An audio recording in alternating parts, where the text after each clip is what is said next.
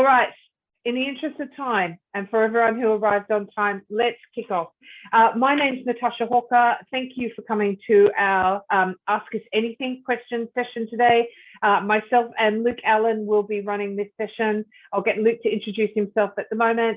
Caroline Ross is also online here. Caroline is our keyboard wizard in the background. She'll be managing the chat box and also the question box. I would encourage you, the more you lean into these types of events, the more you will get out of it. We are thrilled that you've joined, especially given the weather today. And our intention is to give you as much value as possible. But I would also encourage you to pop stuff in the chat box, because what we often find when we do these sessions, and I've done hundreds and hundreds of these types of things before, is often you get added value from the people who are on the call and other ideas from the people are on the call. It might be something Stacey said or Suzanne said. So by all means, put your thoughts in there and we will try and do as much as we can in that space as well. So without further ado, I'm going to hand over to Luke to introduce himself, and then I will share a little bit about myself, and then we'll kick off and give you some answers to your questions. Over to you, Luke.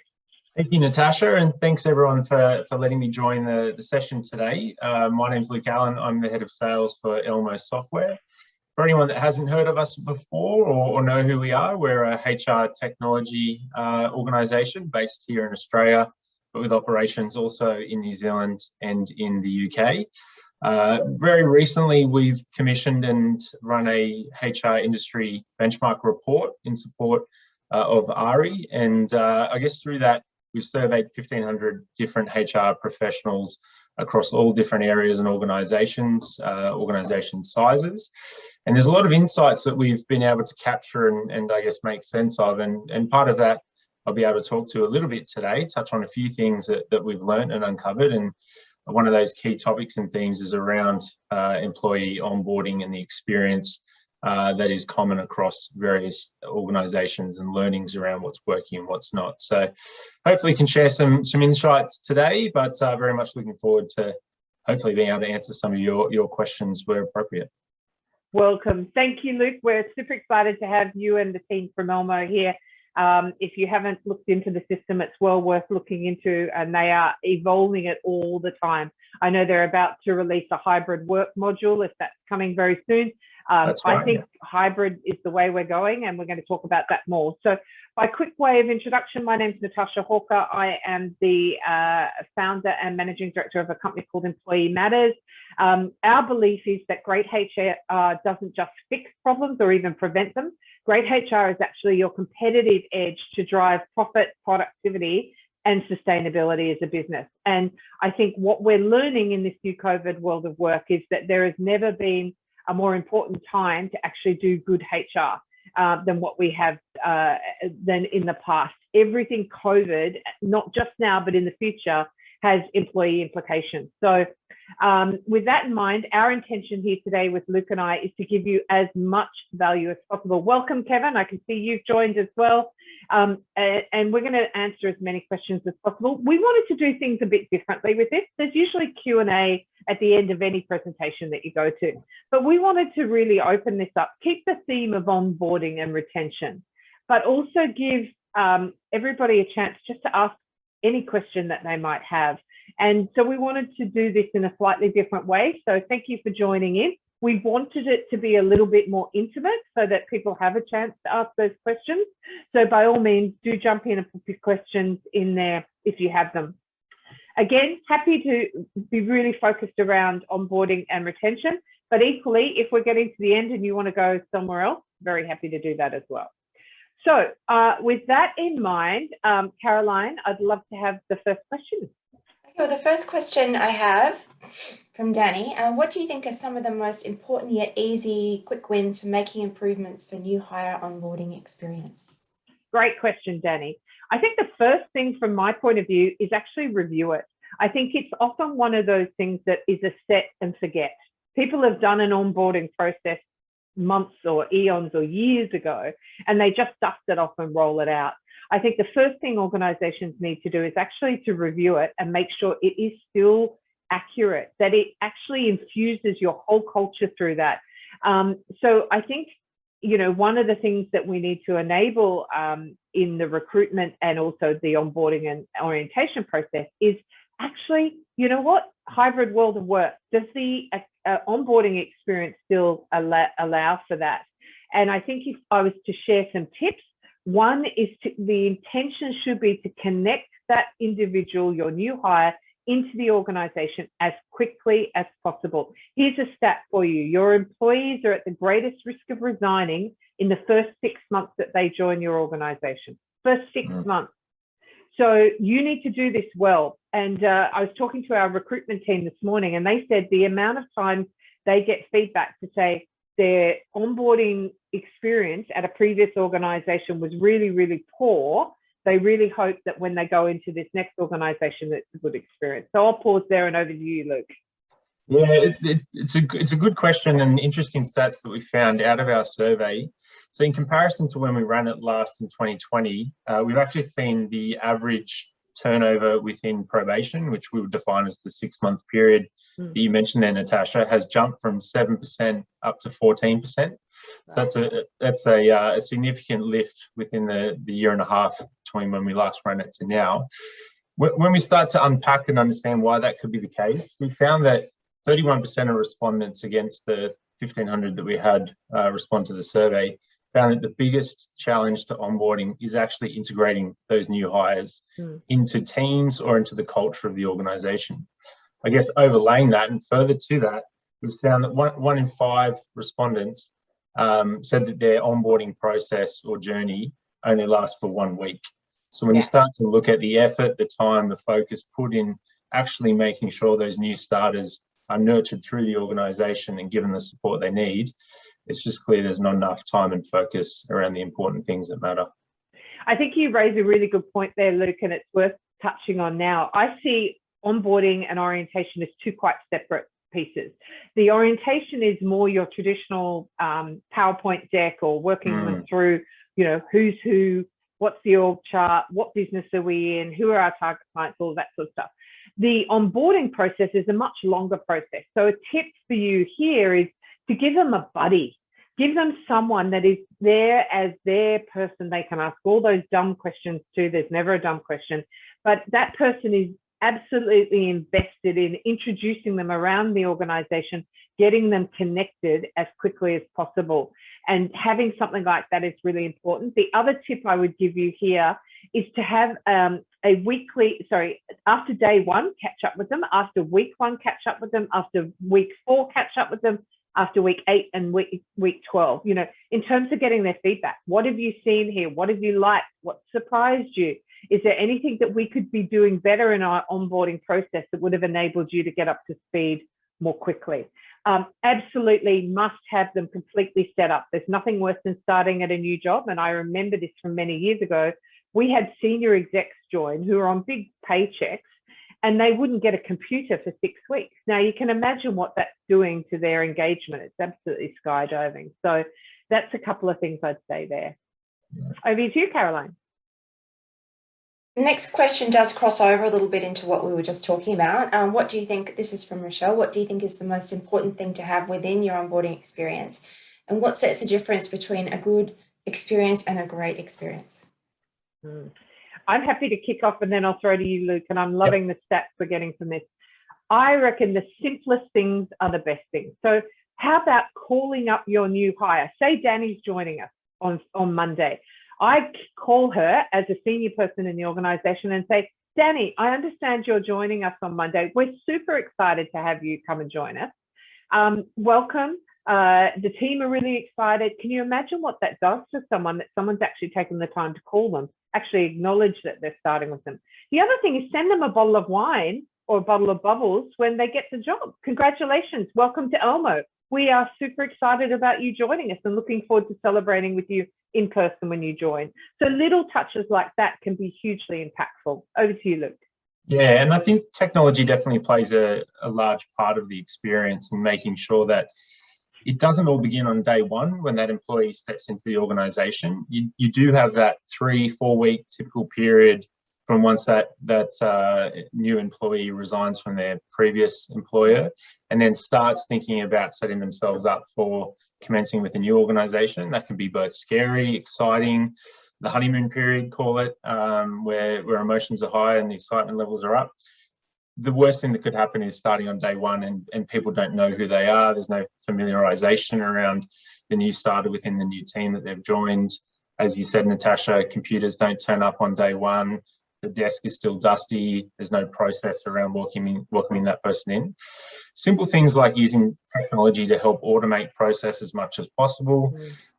Having a platform or a dashboard where they can log in 3 or 4 weeks before they start logging in their personal details, bank details, everything that can be digitized and lifted from the typical paper pack that we still see in circulation today.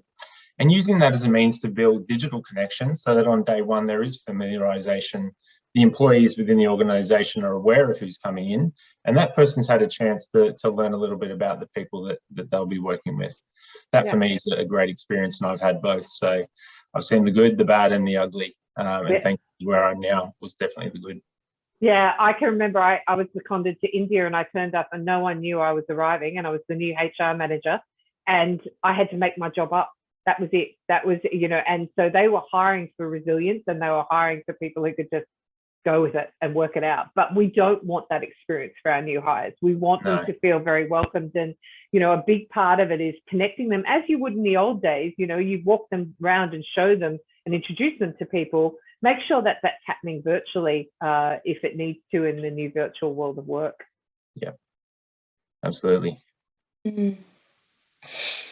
So again, with the next question, a little bit of crossover here. We've got a couple of questions about onboarding with a remote team. Some tips with making that successful. Yeah. Different environment.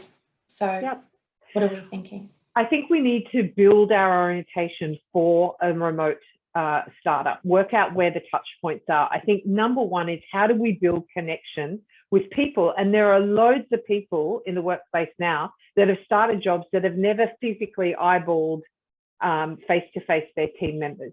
So the onboarding process needs to very much include that. And if you think about how you did it when you were physically in the office, you go out for coffee. Let's go downstairs for a coffee. So let's enable our people and allow our people to have virtual coffees where we don't actually have to talk about work. Let's have a coffee session where I've got to build rapport with Luke and we're going to talk about anything else but work, so that we start to build those connection points between different individuals. You can use technology, so much of this can be done online. Quizzes, make it fun. I know there's a number of organizations that do that, and I think there's a lot that can be done around trying to make those connections, bring it back to the person and making them feel successful. What we often struggle with when we start a new job is we've come from a role where we were very good at what we did, and we've gone into an environment where we don't understand how it works. We don't know who's who in the zoo, and that can be hugely challenging for people. And that's why you have that high level of attrition, because people prefer to go back to somewhere they know and are known and loved and trusted. Yeah. Great response. Luke, did you have anything you wanted to add there? No, I was just going to agree, and I'd recommend thinking outside the box, right? If there are activities, games, things that can be done online. I've seen some of our customers do some really innovative tasks or activities that have built that mechanism to be able to connect with people, be it a cocktail making kit that can be sent to both parties and use that as an afternoon type event to try and break down the barriers and create that kind of physical connection that you would have, albeit remote, by doing a task that you would typically do after work or somewhere else face to face. So being creative is the key. There are enough ideas that we've seen floating around over the last 2 years around being able to engage and bring people together in a way that's not your typical Zoom type environment, but does facilitate that connection building exercise. Yeah, we highly recommend. There's a great organisation called Hidden Door that do experiences around returning to the office. So they make it fun to come back to the office. The other thing that I would suggest here is we need to make sure your managers are even more important than they were before around getting this orientation right. So do they have the skills to correctly onboard someone? And my concern is I don't think we invested enough in training up our managers pre-COVID. And then we moved to working from home overnight, instantly. We did a great job of that in Australia. We literally picked up our computers and our consoles and went home. What we then went into, I feel, was sort of a hibernation period where we even had non-performers continue in their role because no one wanted to touch non-performance from a virtual situation. So we need to make sure that our managers have the training, the skills, and the time to invest in their new people so that their new people feel that the organization is really bought into their success. Yeah. Back to the survey findings, Natasha, the third highest challenge that respondents saw in an organization's onboarding approach was the lack of regular check-ins with new hires. I think it rated top three at 30% agreeing, which when you think about the number of employees now onboarded remotely, as you said, that's a very big risk point that not only are they not seeing their manager or their peers regularly face to face, but there's a real lack of concerted effort in being able to connect in regularly to focus on how they're progressing through their onboarding journey. What support do they need, and what are the gap areas that we can address? And that's only increasing the problem. That's a really good point, Luke. And I think one of the things, and I am a huge advocate for remote working. We've been doing it for 10 years, so we were way ahead of the curve. But what you don't get is when you're sitting next to someone, I call it the HR antenna, when you get that sense that something, that spider sense that something's not going well. You don't have that when you're working virtually so much. So you need to build it into your process. So you're checking in more frequently with your people, because it's not so easy for them to just go, hang on, Luke, what do I do there? What button do I press? How do I do that? They have to make a call to you, and they may be less inclined to do that because they feel like they're interrupting you more aggressively, zooming you rather than, just touching base during the day. Yeah, we do see our customers that use the onboarding platform to be able to do the heavy lifting around that, whilst the manager still needs to be the person having the very real human conversation with their employee, but using technology to automate the reminders, the follow-up reminders, the tick box process that ensures that they are actually following that step and checking in with their employee. Yeah, and it increases. Caroline, next question. Great answers. Okay. What are some good messaging for retention conversations when some of our workforce is fatigued and is feeling that the grass is greener on the other side? So how do we frame those conversations to get them to stay? Great resignation, and it is alive and well and kicking. Obviously started in the US. We are feeling it down here. Never before have I seen so many people leave a job without having a job to go to. They are just so burnt out. So if you weren't assessing what your engagement scores were, pulse checking, engagement is a measure of discretionary effort, understanding how people are feeling, checking in, you're in big trouble now. It's really, really important that we are checking in and conducting potentially stay interviews to work out what's going to keep somebody with you. You might want to think about how they're feeling, EAP at an absolute minimum, employee assistance program, but I think it needs to be much more. I think you've got some statistics, Luke, maybe around well-being. Those organizations that are doing well-being well are massively getting the benefits in terms of retention, from what I understand.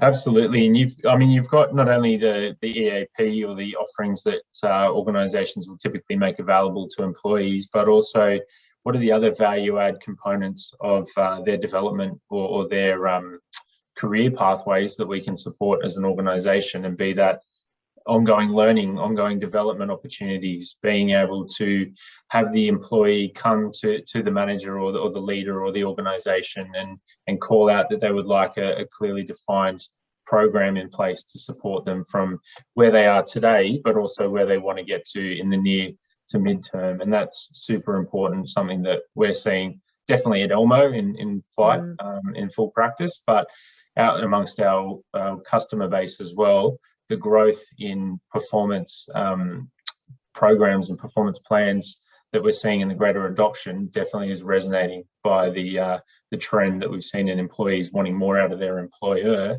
to further their career. Otherwise, as you said, they will be looking at finding that elsewhere.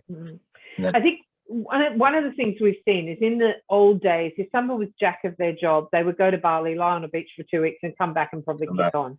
And we've just gone through 2 years of massive upheaval. That's no surprise to anyone on this call. We've all had our own journey, but it's been filled with ambiguity, disappointment, fear of missing out, restrictions, illness, loss, and the list goes on and on and on. And people are just tired.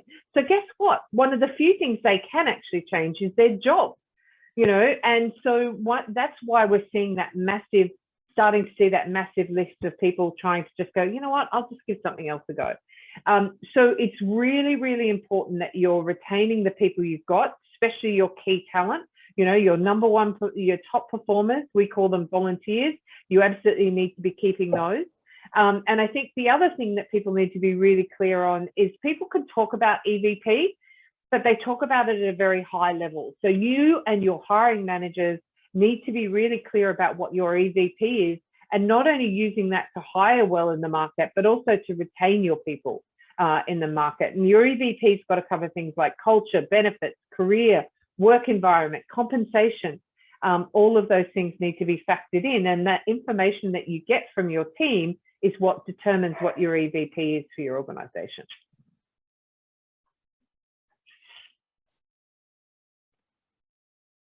Great answer. Okay, so just having a look at our question. I don't think we've covered this one yet. I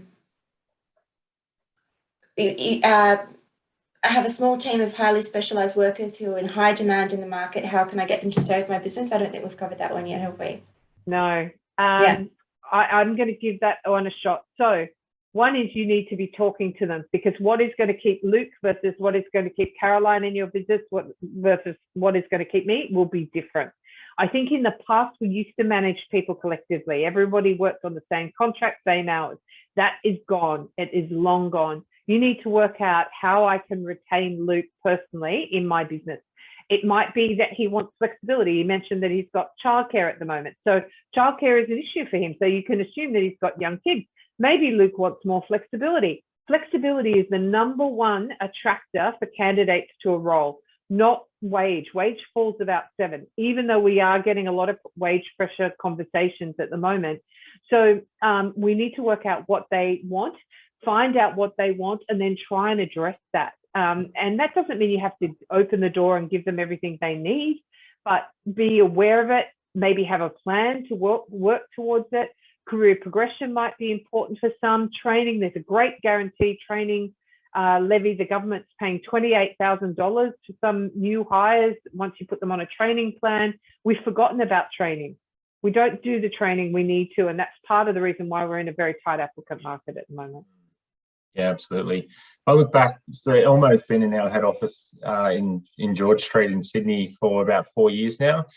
And at the time when the fit out took place, the organisation put in a yoga studio and a ping pong table and all those kind of things that now feel very 2018, 2019. Great fun when you're in there, but that sort of shift in trend and market around what employees are looking for, as you touched on, it's around flexibility. It's every candidate that I interview now for a sales or accounts role, first question they ask is around what's the flexibility, what's the work from home, what's the work from anywhere type policy.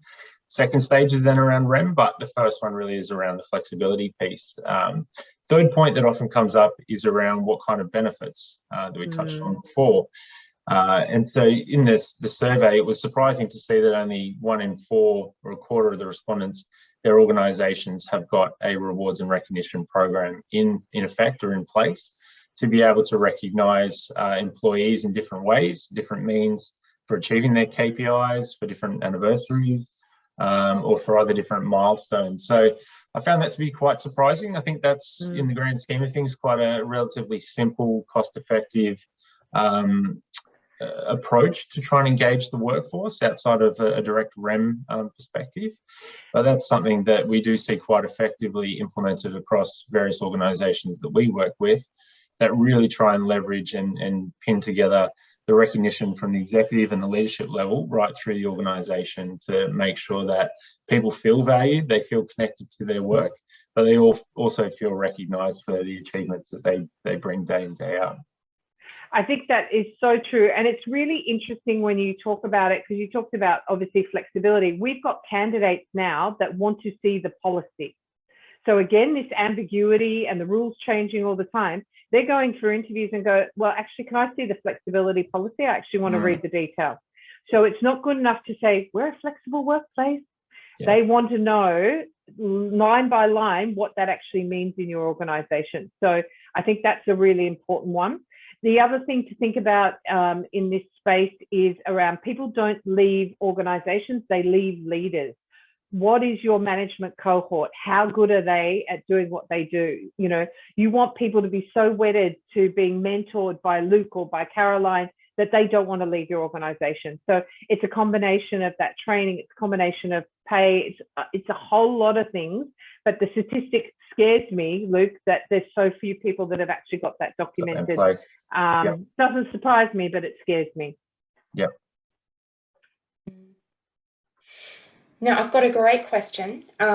This goes to retention, perhaps from an employee who's aware that it's a very tight market and there's a lot of opportunities. I'm being pressured by an employee for a pay rise, and I don't know how to work out fairly what is appropriate and due, you know, to stay in that where I don't have to let them go, but not overpaying as well. So wages have been basically in most organizations, zero wage growth for a number of years. We're hearing that a lot in the press. So there's the other thing. Your employees are going to be hearing that in the press. So they're going to go, maybe I'm due a pay rise too. So that is what's front of mind from them from a macro perspective. One thing to do is to actually work out where you sit. Are you paying a reasonable salary? Where do you sit in the benchmark? Are you in the bottom 25th percentile or are you in the top 25th percentile? And then it is about more than just REM. It is about, you know, a lot of different things for different people. But in this case, I think you need to do your market research and then work out what the business can afford, because there are many businesses out there, to be fair, that are crawling out of COVID too, and may not be in a position to increase salaries significantly. But if the organization can give that person a pathway and also potentially give them what they need from them in order to be able to justify. So here's a statistic I use. We try to work on the fact that every employee in your business should be producing a threefold increase on their salary. So if you're paying them 100, they should be producing at a minimum about $300,000 worth of productivity to your business. And often in Australia, that statistic is much, much lower. Here's a statistic for you. I think whether I wrote this one down, something that was saying that 40 employees' productivity, only 43% of employees in Australia at the moment actually think they're doing a reasonable level of productivity. Most of them are way below that. And that's dropped from, I think it was 79% previously. So what we're seeing is that productivity is decreasing, but wage pressure is increasing. So we need to try and align those up so that everybody gets value out of the change.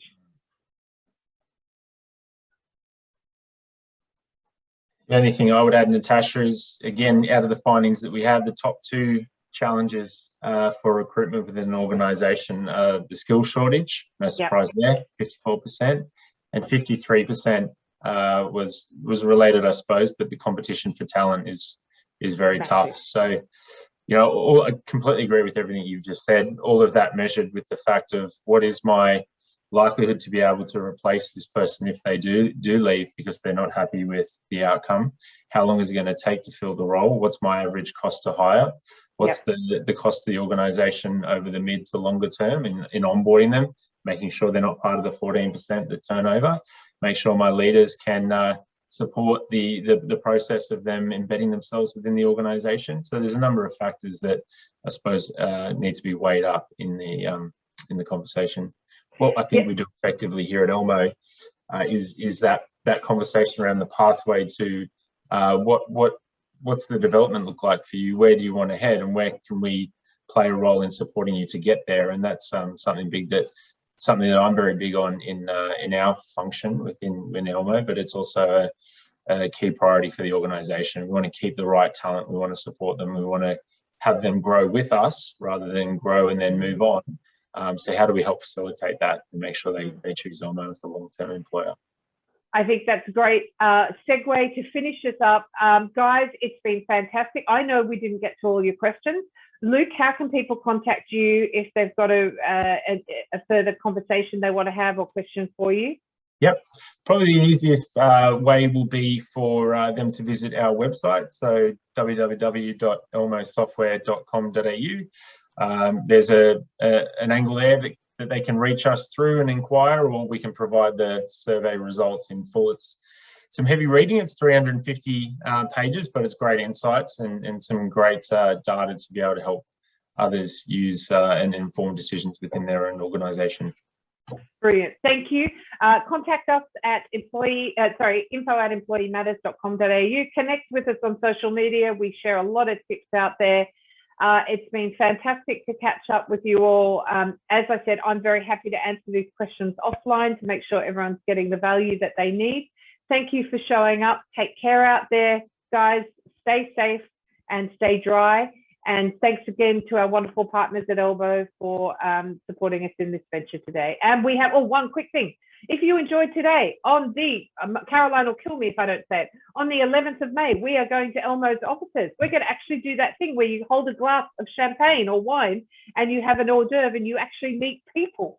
I am bringing along Danny King from Danny King Legal to talk about how we actually get people back to the office. What are the legal ramifications if I'm trying to force someone back and so on. That's going to be a huge amount of entertainment. We'd love to have you there. Watch out for that invitation. And I'd love to meet you in person, as I'm sure Luke would. Absolutely.